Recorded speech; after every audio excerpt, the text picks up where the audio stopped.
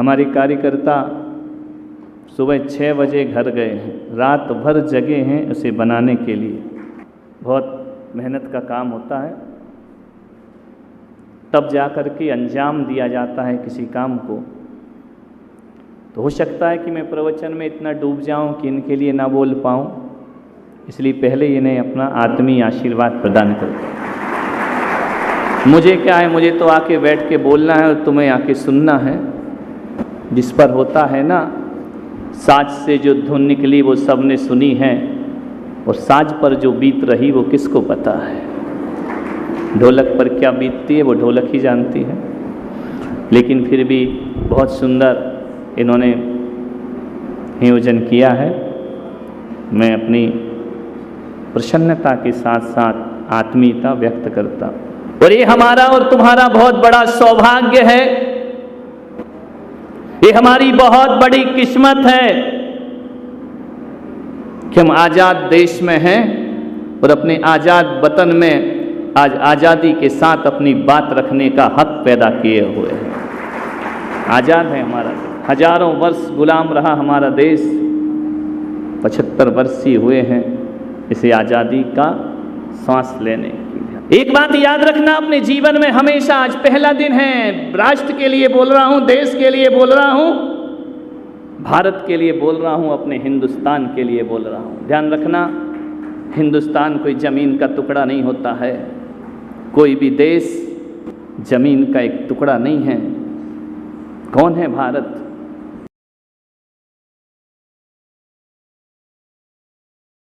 मैं आपसे पूछता हूँ, ये कलकल निनाद करती बहती ये गंगाएं भारत हैं? ये लाल किला और ताजमहल ये भारत है? अजंता और एलोरा की गुफाएं क्या ये भारत है? कुतुब मीनार क्या ये भारत है?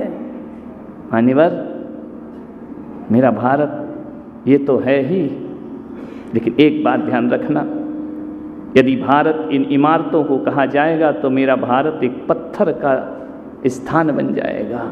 मेरा भारत पत्थर नहीं है, मेरा भारत है जियो और जीने दो, ये मेरा भारत हुआ करता है। कौन है भारत? कौन है हिंदुस्तान? कहां ढूंढ रहे हो भारत को? हकीकत में बताऊं, मैं भारत हूं, तुम भारत हो, ये भारत है। यहां रहने वाला एक एक इंसान भारत हुआ करता है, एक एक इंसान भारत है, हिंदुस्तान है। ध्यान रखें। किसको सुधारना है? गलियों को? सांसद महोदय बैठे हैं, कलेक्टर साहब भी बैठे हैं। गलियां सुधारना है, नदियां सुधारना है, वृक्ष लगाना है। ध्यान रखना, इस खूबसूरत धरती को सजाना है, उससे पहले अपने आप को सजाने का प्रयास करिए, क्योंकि हम हैं तो भारत है, हम हैं तो देश है, हम हैं तो सब कुछ है। आदमी का क्षरण हो रहा है बुरी तरह से। आज एक दर्द है, एक पीड़ा है मेरे अंदर। पीड़ा इतनी ही है कि आज आजाद हुए भारत को 75 वर्ष हो गए। अमृत महोत्सव मना रही है पूरी दुनिया, हमारा देश डूबा हुआ है। जश्न मनाने में डूबना ही चाहिए। देश क्या, सब व्यक्ति को उस भक्ति में डूब जाना चाहिए। राष्ट्रभक्ति से बड़ी दुनिया में कोई दूसरी भक्ति नहीं हुआ करती है। सबको डूबना चाहिए। लेकिन मैं ये याद कर रहा हूँ कि भारत के गुणगान तो मैं करूँगा कि मेरा देश कैसा है, लेकिन उसकी शुरुआत आज यहाँ से ज्ञान गंगा महोत्सव का आगाज यहाँ से हो रहा है। और एक बात ध्यान रखना, गंगा 2 तरह की हुआ करती है।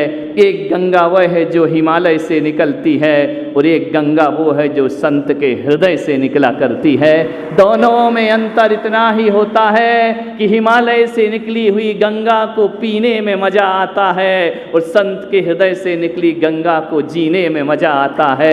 मैं पीने वाली गंगा नहीं, मैं जीने वाली गंगा बहाने का प्रयास कर रहा हूँ। आओ इस ज्ञान की गंगा में। और ये गंगा कोई मेरे हृदय से नहीं निकल रही है। अभी अभी हमारे महोदय ने, वक्ता महोदय ने कहा ना कि हिंदुस्तान में भगवान महावीर का चित्र लगा हुआ है। हकीकत में कहा जाए तो ये गंगा यदि निकल रही है तो महावीर के हिमालय से निकल रही रही है। और महावीर के हिमालय से निकलकर संत के गौमुख में प्रवेश करके पूरे हिंदुस्तान को अभिसिंचित करने के लिए आज इस आयोजन का यहाँ पर अनुष्ठान किया गया है। संत हृदय से निकली, मैं इसका उद्गम नहीं हूँ, मैं तो गौमुख की तरह हूं जिसमें गंगा लकीर के रूप में प्रवेश करती है, गौमुख से निकलकर गंगा सागर में परिवर्तित हो जाया करती है। मान्यवर, आपसे निवेदन है, मैं ये ज्ञान की गंगा लेकर आए। मेरा अपना कुछ नहीं है, जो कुछ है मेरे महावीर का है, जो कुछ है मेरे राम का है, मेरे कृष्ण का है, मेरे बुद्ध का है। मैं तो एक माध्यम हूँ अपनी उनकी बात आप तक रखने का, और वह मुझे जिम्मेदारी दे करके गए हैं कि हम तो इस दुनिया से जाते हैं, अब तुम्हें इस वतन को संभालना है, इस देश को संभालना है। बस उनकी ही वाणी का प्रसाद मैं जगत को बांटने का प्रयास कर रहा हूँ। मान्यवर, एक बहुत बड़ा क्षरण हो रहा है हमारा, एक बहुत बड़ी हानि हो रही है हमारी, एक बहुत बड़ा पतन की ओर जा रहे हैं हम लोग, मालूम है? चाहे राजनीतिक क्षेत्र हो, चाहे सामाजिक क्षेत्र हो, चाहे पारिवारिक क्षेत्र हो, चाहे व्यक्तिगत जिंदगी हो, चाहे धार्मिक क्षेत्र हो, आए दिन अखबारों में टीवियों पर देखने को मिलता है। सबसे ज़्यादा पतन हिंदुस्तान में यदि किसी चीज़ का हो रहा है, सबसे ज़्यादा क्षरण किसी का हो रहा है, वो सबसे ज़्यादा बर्बादी यदि हिंदुस्तान में किसी की हो रही है, तो ध्यान रखना, मैं आपसे बड़ी निवेदन के साथ आपका ध्यान आकर्षित कराना चाहता हूँ कि सबसे बड़ा क्षरण यदि कोई हो रहा है, अच्छे शब्दों का क्षरण हो रहा है। ध्यान रखिए, हमारे मुख से अच्छे शब्द नहीं निकला करते हैं, हमारी भाषाएं बिगड़ रही हैं, हमारे शब्द बिगड़ रहे हैं, हमारी भावनाएं बिगड़ रही हैं। ध्यान रखना, जब जब वाणी बिगड़ती है जीवन अस्त व्यस्त हो जाया करता है। एक राष्ट्र दूसरे राष्ट्र से लड़ता है तो वाणी के बिगाड़ने के कारण लड़ता है, और दो संप्रदाय आपस में लड़ते हैं तो वाणी की असभ्यता के कारण लड़ा करते हैं। और घर में यदि दरार पड़ती है तो जुबान की वजह से पड़ा करती है। आपसे मेरा निवेदन है, मैं संसद भवन हो या विधानसभा हो, सब जगह वाणी का क्षरण हो रहा है। ध्यान रखिए, हम बोलने में अपनी सभ्यता खो चुके हैं, अस्त व्यस्त हो रहा है जीवन। और भगवान महावीर ने सबसे बड़ा पाप वाचनिक पाप कहा है, वचनों का पाप बहुत बड़ा पाप हुआ करता है। ध्यान रखना, वाणी में तो वो ताकत होती है जो टूटे हुए दिलों को जोड़ देती है, और वाणी में वो ताकत होती है जुड़े हुए दिलों को तार तार कर दिया करती है। ध्यान रखना, मैं वाणी लेकर आया हूँ, वाणी। ध्यान रखना, ना जाने कौन सी दौलत है कुछ लोगों में, ना जाने कौन सी दौलत है कुछ लोग के शब्दों में, बात करते ही करते मन खरीद लेते हैं। ध्यान रखिए, शब्दों की दौलत, बात करते करते मन खरीद लेते हैं।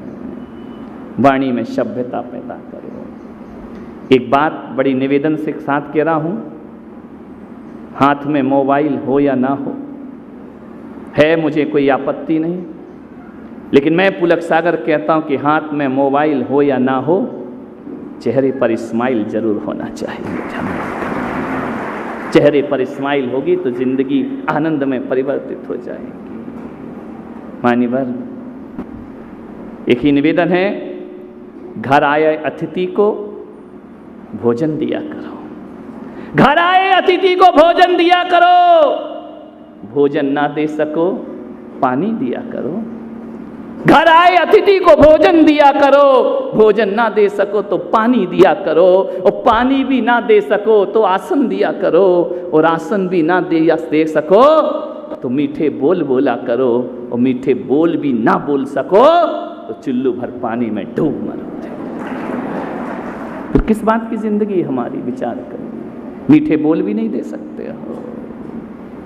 दुनिया में ऐसा कोई अमीर नहीं है जो अपना अतीत खरीद सके। दुनिया में कोई ऐसा अमीर नहीं जो अपना अतीत खरीद सके, और दुनिया में कोई इतना गरीब भी नहीं है जो मुस्कुराहट ना लुटा सके। ध्यान रखना, मुस्कुराहट तो सब लुटा सकते हैं ना।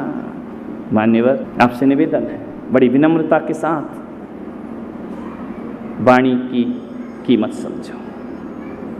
किसी के घर जाओ तो निगाहों पे काबू रखो, किसी की सभा में जाओ तो निगाहों पे काबू रखना, निगाहों पर इतना काबू रखना कि उसका सत्कार दिखे, कमियां कभी ना दिखें। किसी के घर जाओ तो निगाहों पे काबू रखना ताकि हमें उसका सत्कार दिखे, कमियां ना दिखें। और जब किसी से मिलो तो जुबान पे काबू रखना ताकि घर की इज्जत और राज बचा रहे, ध्यान रखना, तो हमारी जिंदगी सार्थक और सफल हो जाएगी। मानिए, इतना ही निवेदन है। मानव तन मिला है, आज भारत की शुरुआत कर रहा हूं। हमारे वचन बड़े मीठे होना चाहिए, हमारी वाणी बड़ी मीठी होना चाहिए, हमारे शब्द बहुत सोच समझ के निकलना चाहिए। ध्यान रखना, ये बात सच है कि शब्द फोकट में मिला करते हैं, लेकिन फोकट के शब्दों की कीमत चुकाना पड़ती है। ध्यान रखिए, बहुत महंगी कीमत चुकाना पड़ती है। यदि शब्द अच्छे होते हैं तो हम रोज़ों लोगों के दिलों में राज करते हैं, और शब्द अच्छे ना हों तो एक बात याद रखना पुलक सागर की, मीठे शब्द होते हैं तो हम लोगों के दिलों में उतर जाते हैं, और शब्द कड़वे होते हैं तो लोगों के दिलों से उतर जाया करते हैं। ध्यान रखिए, शब्द मीठे होना चाहिए, बहुत मीठे, बहुत मधुर होना चाहिए। आए, महिलाएं भी यहाँ बैठी हैं। भोजन तो हर रोज मीठा बनता है, मिठाई तो हर रोज मीठी बनती है। आज इस प्रांगण में बैठकर मिठाई नहीं, व्यवहार को मीठा बनाने का प्रयास करिए। व्यवहार मीठा होना चाहिए। मिठाई मीठी हो गई तो क्या हुआ, लोग मेरे पास आहार में आते हैं, महाराज मीठा ले लो, महाराज मीठा ले लो।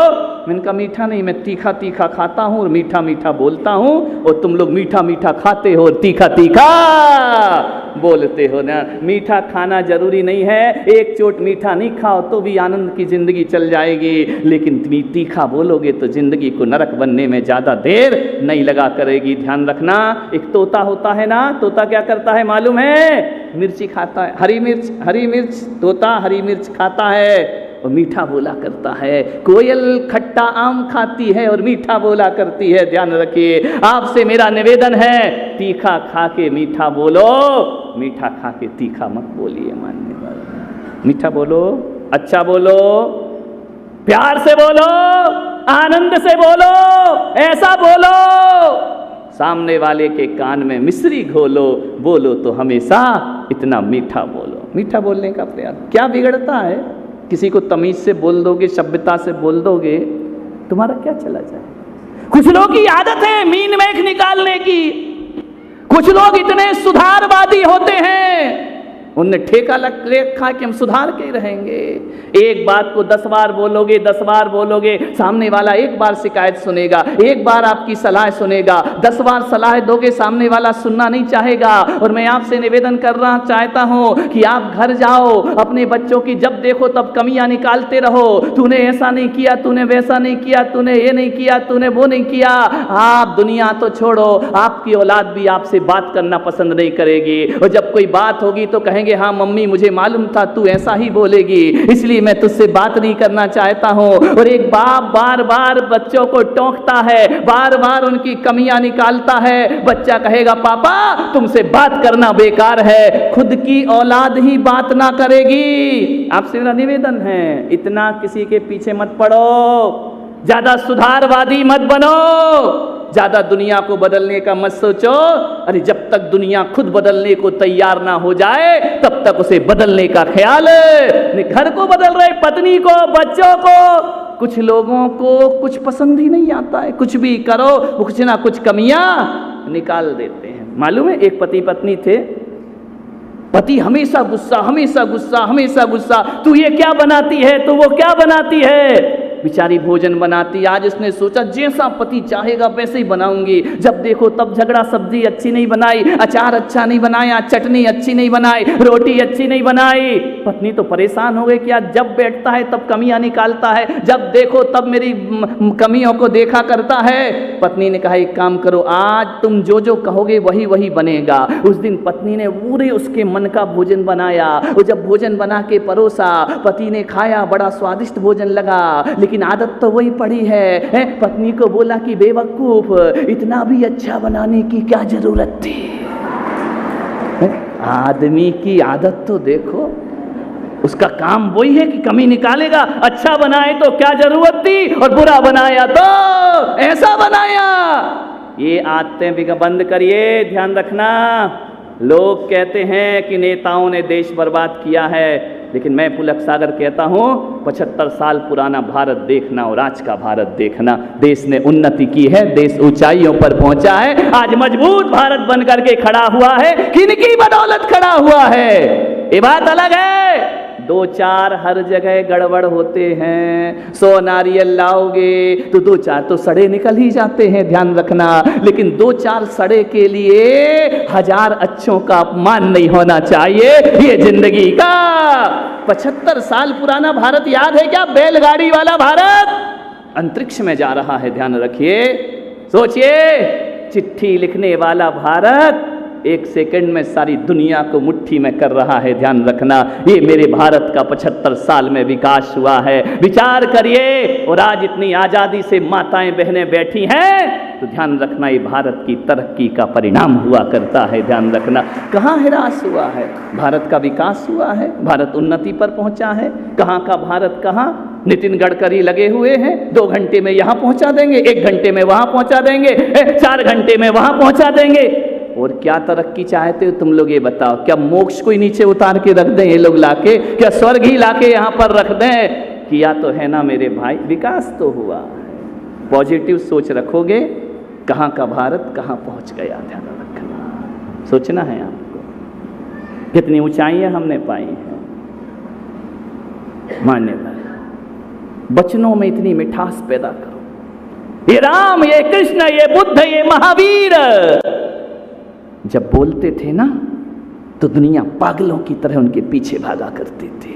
दीवाने हो जाते थे लोग उनके शब्दों के, दीवाने हो जाते थे उनके वचनों के। अरे जब वो थे तब भी दुनिया उनके पीछे भागती थी, और जब आज वो नहीं है तो भी उनकी दुनिया उनकी वाणी के पीछे भागा करती। किसका खेल है? वाणी का। कबीरदास, सूरदास, ये कौन से पढ़े लिखे लोग थे दुनिया में? कौन सी डिग्रियां इनको हासिल हुई थी? कौन से स्कूलों में जाके शिक्षा प्राप्त की थी? लेकिन आज भी यदि अनपढ़ लोगों पर एक बात याद रखना, ये कोई पढ़े लिखे लोग नहीं थे। कागज कलम छुई नहीं, मशीन लीनी हाथ, उनको तो साइन करना भी नहीं आते थे, लेकिन उन्होंने वो लिख गए, इतना कह गए कि आज पढ़े लिखे लोग इन अनपढ़ों पर PhD कर रहे हैं। ध्यान रखिए, इन अनपढ़ों का अनुकरण कर रहे हैं।